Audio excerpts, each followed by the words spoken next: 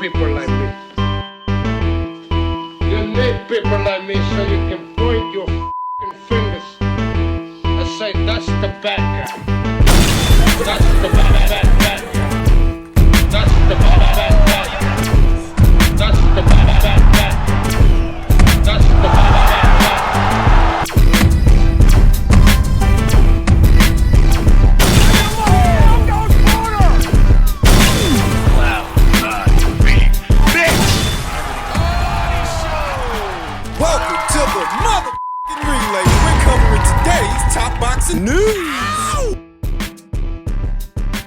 Okay, we'll start with this. After this past weekend's mega match in the women's flyweight division, and Gabriela Fundora making history, advancing to a professional record of 15-0 with 7 KOs, becoming the first undisputed champion at the weight. What's next for her? What does she do now?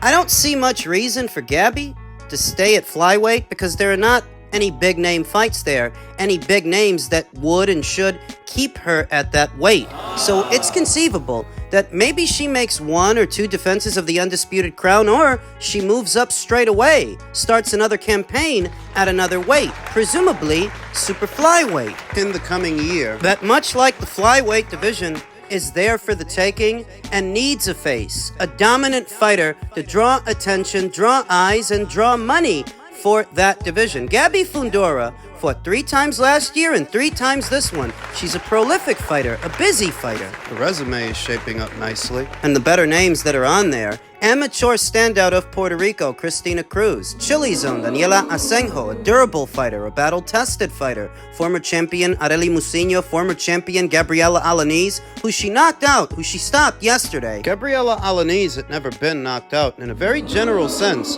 Argentinian fighters are as tough as they come, and they're very difficult to knock out, to get out of there. You really gotta beat the shit out of an Argentine to knock them out. Gabby did. In doing so, became the inaugural undisputed women's flyweight champion. It was impressive, to say the least. And Gabby is a welcome addition to any Golden Boy Promotions show, to any Golden Boy Promotions undercard. They helped get her there. The 2 titles that she has now, they gave her those opportunities. I hope they give her more, because she needs them.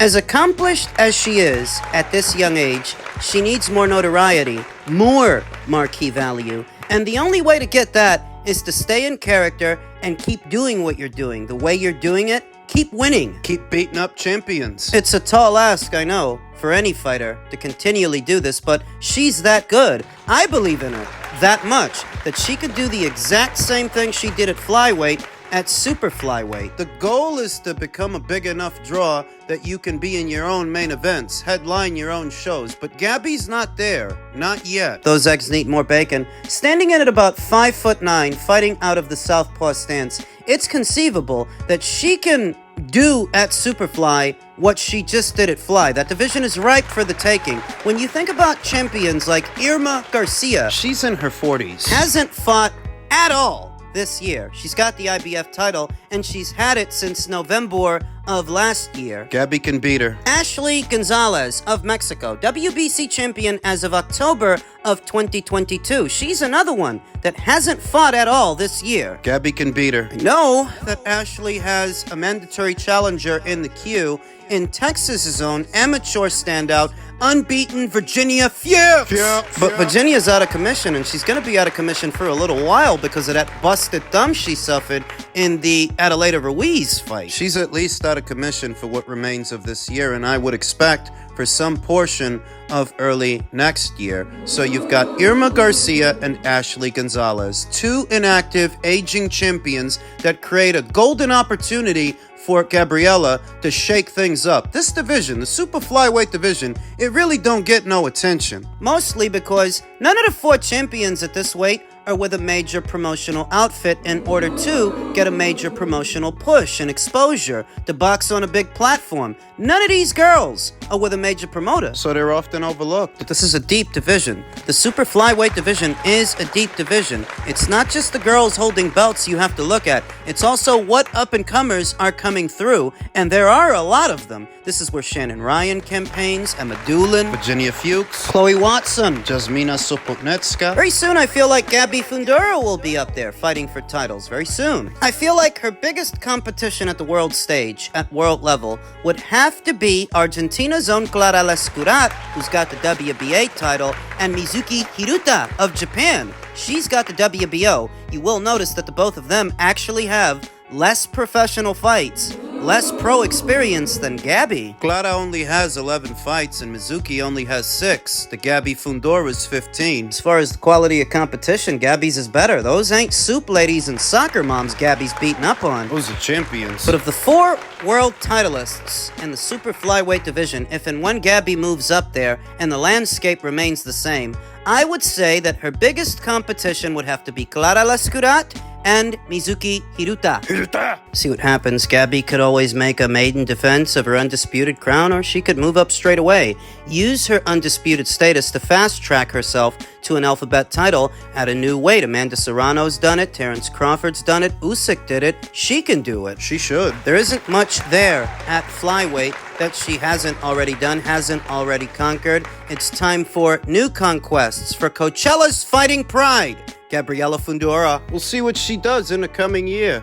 What was it that made you go with Eddie? Well, originally I was signed with Taken Promotions. I'm still was signed with them. It's Taken Promotions and Matchroom. Yeah. I signed with Taken when I was an amateur, right before my pro debut. And until Matchroom signed me, no one wanted to sign me. I fought on PBC cards. I fought on Top Rank cards. I even fought on a Matchroom card, and I still wasn't getting signed. And I don't even know how it happened, but I ended up signing with Matchroom, and it was just one of the best decisions I've ever made. You were still winning at that point. I feel like you had some buzz. When you say no one wanted to sign you, was it like y'all were out soliciting, yo, what's up? I'm trying to do something, and nobody wasn't taking the bait? I think so. That's something that, Robert can explain a little bit more. But like I said, I fought on multiple cards with different promoters, and they just weren't interested, I guess, because of my weight class. They weren't, really expecting for me to become who I am today. It's exactly what it was.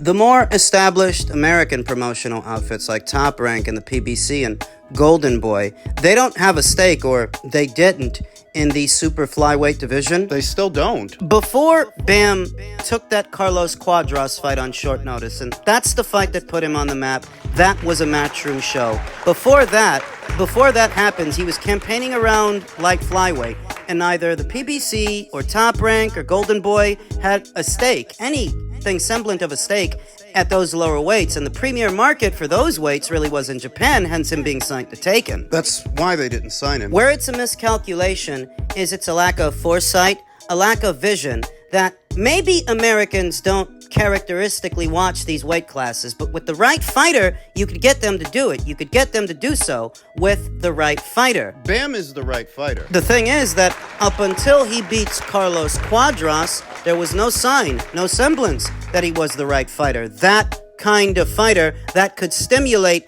that market. So that when he does beat Carlos Cuadras, he's as good as in bed with Matchroom at that point, when he does beat him. He was as good as a Matchroom fighter by then. And they're doing a good job. It's basic economics, my friends, basic arithmetic, that flyweights and super flyweights, they don't cost that much money as it is. To get 2 super flyweights, even when they're both champions, it doesn't really cost that much. The lower you go, the less expensive the fighters are. So making an investment in a division like that, not just because of Bam as a fighter, in a very general sense, as an endeavor, it's cost feasible, it's cost effective, because you don't have to pay 2 super flyweights to fight each other what, say, the PBC was wasting on a Danny Garcia and Adrian Broner. They had guys over there, they're making about 7 figures a fight for fights that nobody's asking for, fights that don't move the needle. They were burning cash, vast sums of cash, on those fights and those fighters, when it might have been more cost-effective to make a cash injection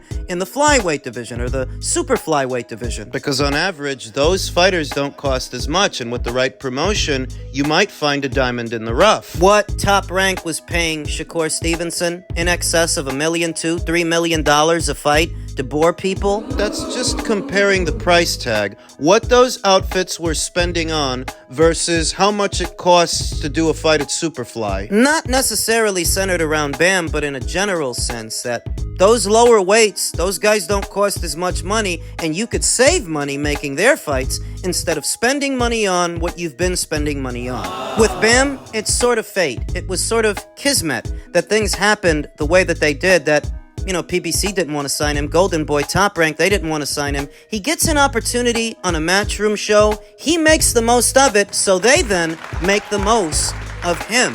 It was destiny, I guess. He was available because the other outfits didn't sign him. But those other outfits didn't have a good enough reason to sign Bam. The reason Bam ends up getting signed is an opportunity he got at Matchroom. So it just had to happen the way that it happened. He's going to be boxing on Jaron Ennis's undercard this Saturday. And if he makes it through that fight, he will presumably move on to box on a Riyadh season show against an opponent that has yet to be announced. Things are all right. Things are on the horizon for Bam Rodriguez. It's the mentality. You stay ready so you don't have to get ready, because the catalyst that led him here is he took on a fight with Carlos Cuadras on short notice. It required him to move up in weight, and he didn't have a full camp for it. But because this guy's always grafting and staying in the gym and staying ready, when opportunity knocked, he was ready to answer. he was there. One of the young leaders of the new school, already regarded as a pound-for-pound elite. Matchroom's got a star. This kid's a star. He's just got to stay focused so he can shine that much brighter. And I can't wait. I fought 2 white boys. Beat both of them. I need a black boy now. Huh? And it ain't on some racist shit. No, it's to unite all of us together. Remember that. It's to unite, because I know all the black community, one thing is in for certain is that we all are what? Christian. Huh? And we all believe in Jesus, the Son of God. So in those moments right there, I get to show you how the faith of really what... You're not that guy, pal. Trust me. You're not that guy. Okay. Where to begin with the logical fallacies of Teofimo Lopez's latest spiel? Shakur Stevenson caught wind of it. Shakur Stevenson reacted by saying, "The man is using race because he doesn't sell." Imagine not being able to sell more than 5,000 in your own home city. I feel bad for you, blood. Now, we've established in several videos already that if Teofimo is all of a sudden becoming a race grifter, it's because he got it from Ryan. It's because he's taking his cues from Ryan. He likely saw how much attention Ryan's racist tirade was getting, and he's unoriginal enough, so unoriginal that he's going to try to fall in line with that, try to follow suit doing that, instead of just fighting. Because how much better would it have been if Teofimo chose to fight before the end of this year instead of carrying on like this and saying stuff like this? Remember that he could have. Remember that Top Rank wanted to put him in the ring with Brian Norman back in September. He chose not to fight, saying he wanted the fight to be in LA and not in New York. What goddamn difference does it make? You should have fought. You could have. Instead, you're reduced to race grifting in order to get attention. Because you can't get attention for fighting, you chose not to fight. Shakur is right. Teofimo's yet another example of how everything you see online isn't how it appears. How you might order a shirt from Amazon and it looked good in the pictures, but when it got to you, it wasn't as nice. Well, that's Teofimo. That online, the stuff that he does might seem like a hot topic. But in the real world, this guy's never sold more than 5,000 tickets. Less than that. He never graduated from the Hulu Theater to the big room at MSG. He never did. And that's not saying that Teofimo can't be half of a big fight, of a major fight, like say a fight with Javante or Shakur or Devin. He could be, though he by himself is only worth so much. He by himself only sells but so much. He's resentful. Because Devin makes more money than him. Shakur makes more money than him. Javante, too. He resents them. He said that he beat 2 elite white boys. Now he wants to beat a black one. Oh, really? I could have swore that he's the same guy that said he won't fight Shakur Stevenson. Didn't he say that? You've been campaigning in 2 divisions parallel to Devin Haney, and you don't seem to be pushing for that fight either. You're not pushing that hard if you are pushing, if you even are. Is he? He says he wants to fight a black fighter now. Well, you could have fought Brian Norman in September, but you bulked. It's like Shakur Stevenson says. He's race baiting, race grifting, because he views that as a means to get attention, to stir things up, stir the pot. At the same time promoting Christianity? Because I know all the black community, one thing is in for certain is that we all are what? Christian.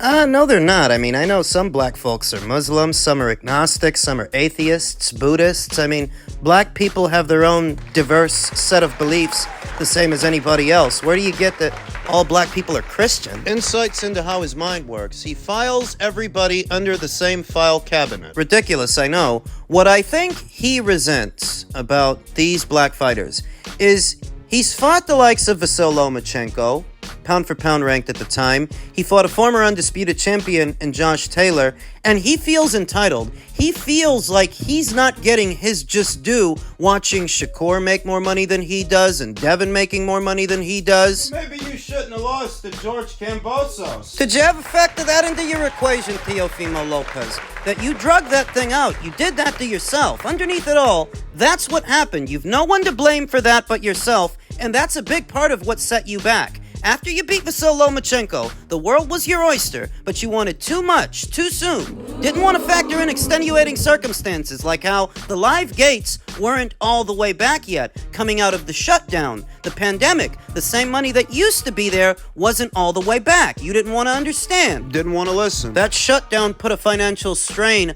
on every industry, the boxing industry included, and what you wanted was big money for what wasn't a big fight. So you tried to go about it your own way when Top Rank wouldn't give it to you, and it blew up in your face. Shakur Stevenson feels bad for Teofimo that he's got to resort to race baiting, race scripting to get attention, but I don't feel sorry for him. He did it to himself. He sees that Shakur is now in bed with Matchroom, and he's going to get a chance to box in Saudi to make that kind of money. He wishes those things for himself. But Shakur didn't do the bullshit that you're trying to do. You're trying to terminate your contract with Top Rank early. He didn't do that. He saw the contract out. He wasn't looking for technicalities and loopholes to leave Top Rank early because he was afraid of losing, like you're afraid of losing. That's what you're afraid of. That's why you chose not to fight. Pretending that you have the autonomy to negotiate a deal with Terrence Crawford when you're still bound to Top Rank. The idiots that believe him. No matter how many times you explain it,